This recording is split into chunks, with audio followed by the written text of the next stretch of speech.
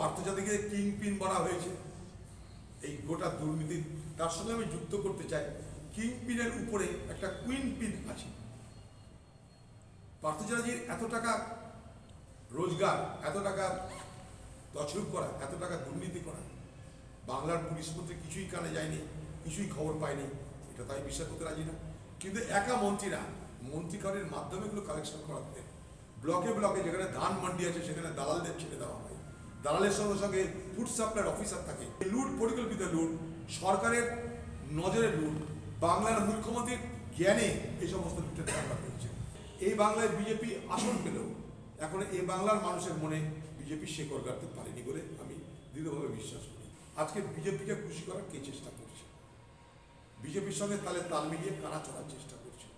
দিদি আর মোদির মধ্যে ভাবনায়, চলনে বলনে কতটা মিল বাংলার মানুষ দেখতে পাচ্ছে, ঠানে ঠানে দেখতে পাচ্ছে।